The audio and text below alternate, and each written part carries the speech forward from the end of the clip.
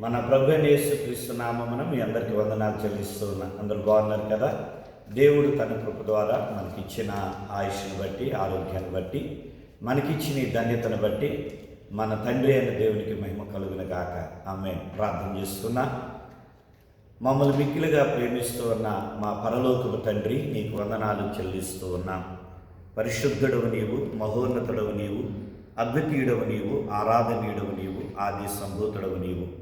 నిన్న నేడు రేపు ఏకరీతిగా పరలోకపు తండ్రి, అయ్యా స్తుతులకు యోగ్యుడువైన పరలోకపు తండ్రి, మమ్మలను కరుణించిన మా పరలోకపు తండ్రి, మమ్మలను చూచుచూ ఉన్న మా పరలోకపు తండ్రి, మమ్మలను హెచ్చిస్తూ ఉన్న, స్థిరపరుస్తూ ఉన్న మా పరలోకపు తండ్రి, నీకు వందనాలు చెల్లిస్తూ ఉన్నాం. మా కొరకు ప్రాణం పెట్టిన మా యేసునాథ, నీవు కార్చిన నీ పరిశుద్ధ రక్తముతో మా పాపం నుండి, శాపం నుండి విమోచించి మాకిచ్చిన రక్షణ బట్టి నీ కృతజ్ఞతలు చెల్లిస్తూ, మీకే మహిమ, ఘనత, ప్రభావాలు చెల్లించి విశ్వాసముతో స్తుతియాగాన్ని మీకు అర్పిస్తున్నాము తండ్రి. ఆమేన్. దేవునికే మహిమ కలుగునుగాక. దేవుని వాక్యాన్ని చూద్దాం. కొరింథీయులకు రాసిన మొదటి పత్రిక 2వ అధ్యాయము 4-5 వచనాలను చదువుకున్నాం. అపోస్తుడైన పౌలు కొరింథీయులకు రాసిన మొదటి పత్రిక 2వ అధ్యాయము 4-5 వచనాలు. మీ విశ్వాసము మనుషుల జ్ఞానమును ఆధారము చేసుకొనక దేవుని శక్తిని ఆధారము చేసుకొని ఉండవలెనని నేను మాట్లాడినను, సువార్త ప్రకటించినను, జ్ఞానయుక్తమైన తీయని మాటలను వినియోగింపక పరిశుద్ధాత్మయు దేవుని శక్తియు కనుపరచు దృష్టాంతములనే వినియోగించితిని. దేవుడి మాటలను మన వినికిలో దీవించునుగాక. ఆమేన్. ప్రియమైనటువంటి దేవుని సగమ, దేవుని విశ్వాసులారా, మన ప్రభునందు విశ్వాసాన్ని కలిగి ఉన్నాం. దేవుని వాక్యము ప్రభువైన యేసుక్రీస్తు వారు అంటున్నారు, తండ్రి యందు విశ్వాసం ఉంచారు, నా యందును విశ్వాసం ఉంచుడి అని యోహాను సువార్తలో మనం చదువుతూ ఉన్నాం. అలాగే మన క్రీస్తులో నిలిచి ఉన్నప్పుడు మనం ఫలించే వారంగా ఉంటామని, ఆయన ప్రేమలో నిలిచి ఉన్నప్పుడు మనం ఫలించే వారంగా ఉంటామని మరి యోహాను రాసిన సువార్తలోనే 15వ అధ్యాయంలో మనం చూస్తాం. ఎవరైతే విశ్వాసాన్ని ప్రభువునందు ఉంచుతారో వారు ప్రభువుతో నడుస్తారు, ప్రభు యొక్క ప్రేమని కనుపరిచేవారుగా ఉంటారు. అందుకని ఇక్కడ పౌలు ఏమంటూ ఉన్నాడు, నేను ప్రభువును పోలి నడిచాను గనక మీరు నన్ను పోలి నడవండి అని చెప్పాడు. లోకములో ఉన్నటువంటి వారు మరి ఎవరు కూడా ఇంత ధైర్యంగా చెప్పలేరు, ఏ సేవకుడు కూడా చెప్పలేరు. కానీ ఈ పౌలు మహాభక్తుడు ఏమంటున్నాడు, మీరు నన్ను చూస్తూ నడవండి, నేను ఎలా నడిచానో అలా నడవండి అని చెబుతున్నాడు. ఆయన ఎలా నడిచాడు అనే దాంట్లో ఒక మాట మనం ఇప్పుడు చదువుతూ ఉన్నాం.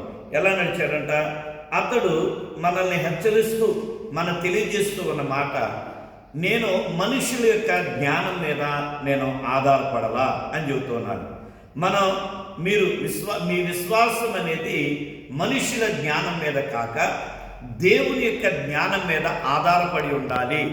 అలాగే దేవుని యొక్క శక్తి మీద ఆధారపడి ఉండాలి అని హెచ్చరిస్తూ ఉన్నాడు. అందుకనే లోకములో ఉన్న మనుషులు వారు ఏం చేస్తారు, ఆ పిట్టకథలు చెబుతూ ఉంటారు.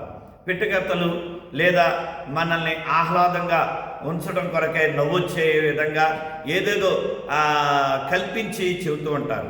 కానీ ఇక్కడ పౌలు ఏమంటున్నాడంటే, మీ విశ్వాసం వృద్ధి చెందటానికి, మీ విశ్వాసం అభివృద్ధి చెందటానికి నేను ఎప్పుడు మాట్లాడినా కూడా ఏ విధంగా, ఏ దృష్టాంతాన్ని, ఏ ఉపమానాన్ని లేదా ఏ ఉదాహరణ నేను చెప్పినా కూడా అది నా యొక్క జ్ఞానాన్ని బట్టి నేను చెప్పాల, దేవుని యొక్క శక్తిని బట్టి, పరిశుద్ధాత్మ యొక్క శక్తిని బట్టి నేను మీతో మాట్లాడి ఉన్నానే తప్ప నా సొంత జ్ఞానంతో నేను ఎప్పుడు కూడా నేను మీతో మాట్లాడలేదు అనే ఆ విషయాన్ని ఇక్కడ పౌలు జ్ఞాపకం చేస్తూ ఉన్నాడు.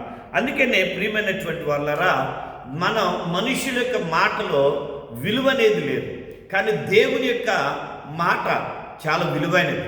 ఆ మాట యందు ఎవరైతే విశ్వాసాన్ని కలిగి ఉంటారో వారి జీవితం కూడా విలువైన జీవితంగా మార్చబడుతున్నది.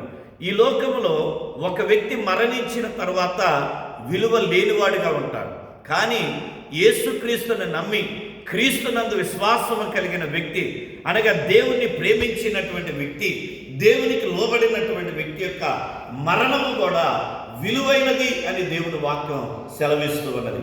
అనగా మనం మరణించిన తర్వాత కూడా మన మరణం కూడా విలువైనదిగా ఎప్పుడు ఎంచబడుతూ ఉన్నదంటే క్రీస్తునందు విశ్వాసము కలిగిన వారి యొక్క జీవితము. అందుకనే మన యొక్క విశ్వాసం దేవుని యొక్క శక్తి మీద ఆధారపడాలి. అబ్రహాము ఎప్పుడంటే చనిపోయింది, ఆయన యేసు ప్రభువారు జన్మించక మునిపే క్రీస్తు పూర్వం 4000 సంవత్సరాలు ఆయన యొక్క జీవితాన్ని గురించి మనం చూస్తాం. మరి అలాంటి ఆ యొక్క అబ్రహాము ఇప్పటికీ కూడా తన క్రియల ద్వారా ఆయన బ్రతికి ఉన్నాడు. ఆయన క్రియల ద్వారా ఇప్పటికీ ఆయన గురించి మనం నేర్చుకుంటున్నాం, మనం వింటూ ఉన్నాం, మనం ప్రోత్సహించబడుతున్నాం. కారణం ఏంటంటే అతడు మనుషుల జ్ఞానం మీద ఆధారపడక దేవుని యొక్క శక్తి మీద ఆధారపడి తను దేవుని యందు విశ్వాసాన్ని నుంచి ఆయన నడిచాడు కనుక ఆ విశ్వాసాన్ని బట్టి అతడు హెచ్చింపబడ్డాడు, అతడు ఆశీర్వాదం పొందుకున్నాడు, అతడు అభివృద్ధిలోకి వచ్చాడు. ఆ అభివృద్ధిని చూసి నీవు నేను కూడా అబ్రహాములాగా మన విశ్వాసముతో ఆయన వెంబడిస్తే, విశ్వాసముతో ఆయన ఆరాధిస్తే, ఆయన యందు విశ్వాసాన్ని కలిగి అబ్రహాములాగా మనం కూడా జీవిస్తే మనం కూడా అలాగే దీవించబడతాం, మనం కూడా ఆశీర్వాదాలు పొందుకుంటామని ఇప్పటికీ కూడా మనం చెప్పుకుంటూ ఉన్నాం. అందుకనే ఆయన వారసులంగా మనం పిలువబడుతున్నాం, ఆయన బిడ్డలంగా మనం పిలువబడుతూ ఉన్నాం. కాబట్టి ప్రియమైనటువంటి దేవుని సంగమా, విశ్వాసాన్ని మనం తక్కువగా చూడొద్దు. విశ్వాసం అనేది నాలో విశ్వాసం ఉంది దేవుడి మీద, నా దేవుడు అంటే నమ్మకమే, నేను దేవుని వెంబడిస్తా, నేను దేవుని ప్రార్థిస్తా, నేను దేవుని స్తుతిస్తా, నేను దేవుని మందిరానికి వెళ్తా, ఇవన్నీ కూడా మనం చెబుతాం. కానీ నువ్వు మందిరానికి వెళ్ళినా, దేవుడు అంటే నీ నమ్మకం ఉన్నా ఆ విశ్వాసం నీ క్రియల ద్వారా కనపడాలి. అబ్రహాము ఎలాగైతే క్రియల ద్వారా ఆ విశ్వాసాన్ని చూపించాడు, ఆయన దేవుని శక్తి మీద ఎలాగైతే ఆధారపడి తన విశ్వాసాన్ని వ్యక్తపరిచాడో అలాగా మనం ఏం చేస్తున్నాం, మందిరానికి వెళ్తున్నాం, ప్రభువుని విశ్వసించాం, కానీ మనం మనుషుల జ్ఞానం మీద ఆధారపడుతున్నాం, మనుషుల యొక్క పద్ధతుల మీద ఆధారపడుతున్నాం, మనుషుల యొక్క మాటలు నమ్ముతూ ఉన్నాం, మనుషుల యొక్క ఆలోచనలకి లోబడిపోతున్నాం, మనుషులు కల్పించిన వాటికి మనము మ్రొక్కుతూ ఉన్నాం, వాటిని వెంబడిస్తూ ఉన్నాం. కానీ సృష్టికర్త అయినటువంటి దేవుణ్ణి మనం ఆరాధించలేకపోతున్నాం. సృష్టి మీద ఆధారపడినట్లుగా సృష్టికర్త అయినటువంటి ఆ సృష్టిని కలగజేసినటువంటి దేవుని మీద మనం ఆధారపడలేకపోతూ ఉన్నాం. అందుకనే ఆయన నిన్ను నన్ను కలగజేశాడు, ఆయన రూపాన్ని ఇదిగో మనకు అనుగ్రహించాడు, తన రూపంలో మనం చేసుకుని ఉన్నాడు.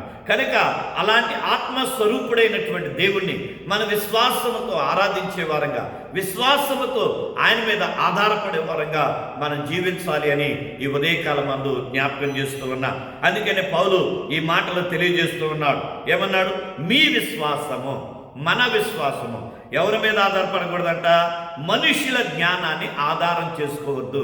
ఎంత ఖండితంగా చెబుతున్నాడు చూడండి. మరి ఎవరిని ఆధారం చేసుకోవాలంటే కేవలము దేవుని యొక్క శక్తిని మాత్రమే ఆధారం చేసుకోవాలి.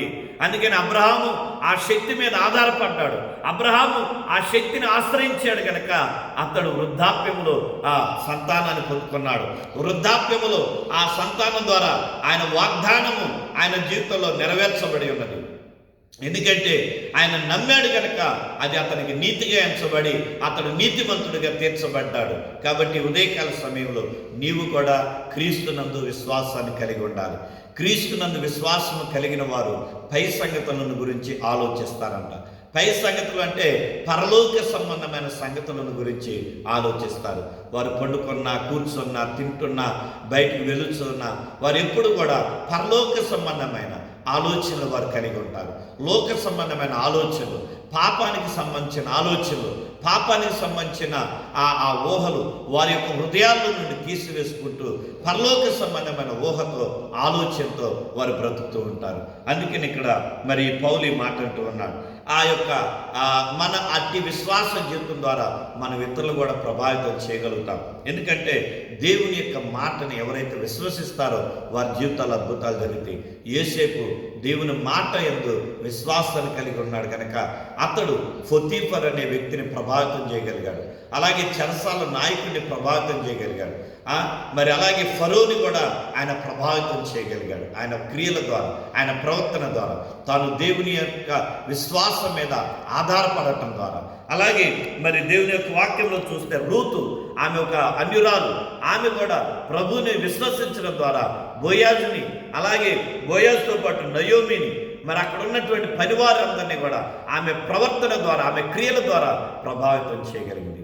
ఈ ఉదయకాల సమయంలో నీవు కూడా మనుషుల జ్ఞానంపై కాక దేవుని యొక్క శక్తి మీద నువ్వు విశ్వాసాన్ని కలిగి నీ జీవితాన్ని క్రమపరుచుకుంటే దేవుడు నిన్ను హెచ్చిస్తాడు, నిన్ను ఆశీర్వదిస్తాడు, నిన్ను ఉన్నతమైన స్థితిలో నిలబెడతాడు. అట్టి కృప కొరకై ప్రార్థన చేద్దాం.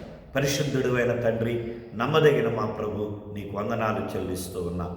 ఈ ఉదయకాలమందు మనుషుల జ్ఞానంపై, మనుషుల శక్తిపై మేము ఆధారపడక, మా స్వబుద్ధి పైన, మా స్వజ్ఞానం పైన ఆధారపడక, అయ్యా నీ అందరి విశ్వాసము, అయ్యా నీ శక్తి మీద ఆధారపడి, అయ్యా మా జీవితాలను స్థిరపరచుకొని మీ రాకడలో ఉండే భాగ్యాన్ని ఈ మాటలు వింటున్న మా బిడ్డలను, మమ్ములను దీవించమని, మా బిడ్డలకు కావాల్సిన ఆరోగ్యాన్ని దయచేయండి, వారి ప్రతి అవసరతలు మీ నామములో తీర్చండి. నమ్మదగిన దేవుడు కనుక అయ్యా ఇదిగో నెమ్మది కలిగిన జీవితాలతో తృప్తిపరిచి సమస్త మహిమ మీరు పొందుకోమని యేసు నామములో విశ్వాసముతో అడిగి పొంది ఉన్నాము పరమ తండ్రి, ఆమేన్. తండ్రి, కుమార, పరిశుద్ధాత్మ త్రియేక దేవుని సన్నిధి తోడయుండి అందరిని దీవించునుగాక. Amen, amen, amen. May God bless you. దేవుడు మిమ్మల్ని దీవించునుగాక.